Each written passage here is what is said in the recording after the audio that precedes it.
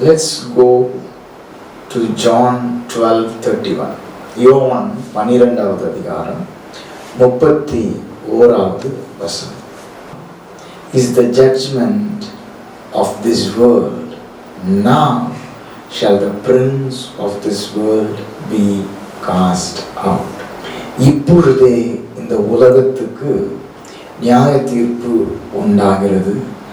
இப்பொழுதே இந்த உலகத்தின் அதிபதி புறம்பாக தள்ளப்படுவான். I was telling what happened to Sodom and Gomorrah. நான் உங்களுக்கு இந்த சோதம் குமாரால என்ன நடந்துச்சு அப்படிங்கிற காரியங்கள் எல்லாம் சொன்னேன். ஸோ இது மாதிரி ஒன்று இல்லை, பல காரியங்கள் நடந்தது. Not just Sodom and Gomorrah, there were many things that happened in the world for thousands of years.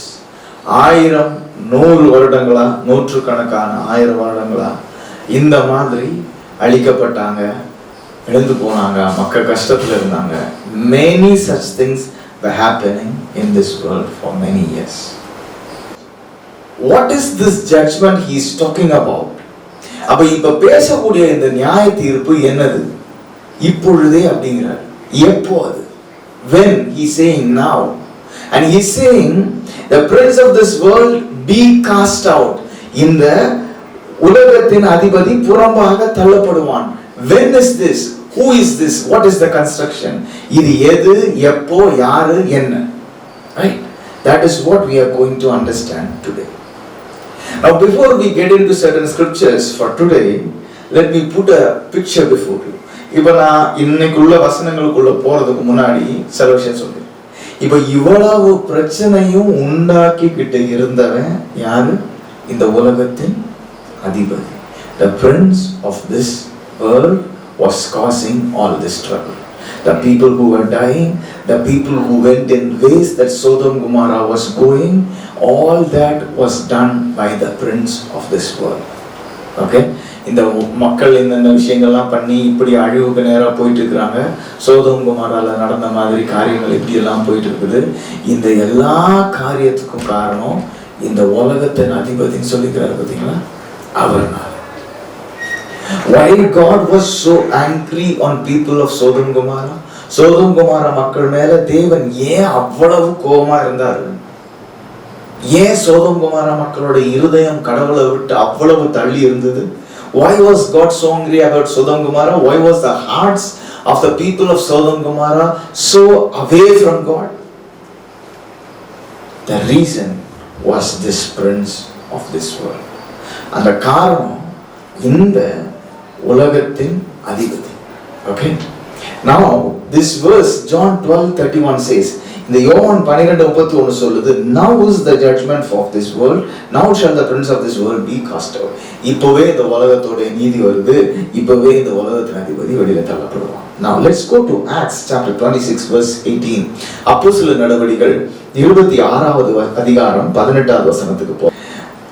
To open their eyes and to turn them from darkness to light and from the power of Satan unto God, that they may receive forgiveness of sin and inheritance among them which are sanctified by faith that is in me.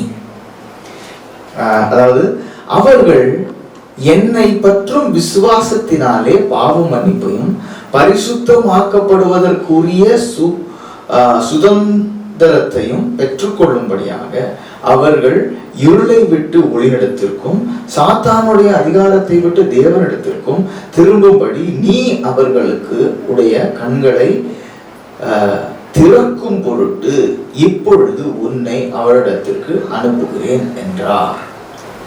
So அதாவது this is said to an apostle. இது ஒரு அப்போஸ்தலருக்கு கடவுள் பேசுறது. என்ன சொல்றாரு? அவங்க கண்களை திறக்கணும், அவங்க இருள்ல இருந்து ஒளிக்கு வரணும், பிசாசுடைய வல்லமையில இருந்து கடவுளிடத்துக்கு வரணும், அவங்க பாவத்துக்கு மன்னிப்பை பெறணும், அவங்க சுதந்திரத்தை பெறணும். என்னது? inheritance among them which are sanctified by faith.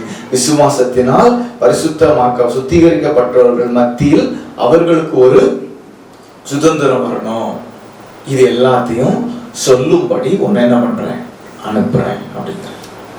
இதை அப்படியே கொஞ்சம் ஓரமாக வைங்க. Let's go to the next scripture. எபேசியருக்கு எழுதின புஸ்தகம் 1வது அதிகாரம் 3வது வசனம்.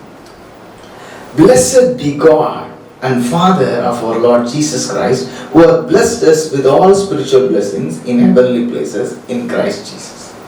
நம்முடைய கர்த்தராகிய இயேசு கிறிஸ்துவின் பிதாவாகிய தேவனுக்கு ஸ்தோத்திரம். அவர் கிறிஸ்துவுக்குள் உன்னதங்களிலே ஆவிக்குரிய சகல ஆசீர்வாதங்களினாலும் நம்மை ஆசீர்வதித்திருக்கிறார். Now I have told you 4 things. Keep 4 blocks in your mind properly. உங்களுக்கு நான் 4 விஷயங்கள் சொல்லிக்கிறேன். இந்த 4ஐயும் தனித்தனியா உங்க சிந்தையில வச்சுக்கோங்க. முதல்ல நான் என்ன சொன்னேன்? சோதோம் குமாரருக்கு நடந்த அழிவு, அதனுடைய காரியங்கள். The first thing was the things that happened to Sodom Gomorrah and the things of that. Keep that in mind. Number 2, I told you the judgment day for the world is come and the prince of this world is being cast out. அதாவது நியாய தீர்ப்பு நாள் வந்தது, அந்த உலகத்தின் அதிபதி புறம்பே தள்ளப்பட்டான். Number 3, அப்போஸ்தலர் நடவடிக்கைகள். அவருடைய கண்கள் திறக்கப்படணும், வார்த்தை சொல்லப்படணும், அவங்க பரிசுத்தவான்களுடைய சுதந்திரத்துக்கு வரணும். Number 3. Number 4, you are seated in heavenly places. நீங்கள் கிறிஸ்துவோடே கூட உன்னதத்தில் உங்களை அமர பண்ணினார். Listen very carefully. Blessed is God the Father of our Lord, who hath blessed us with all spiritual blessings in heavenly places in Christ Jesus. Okay? Very clear?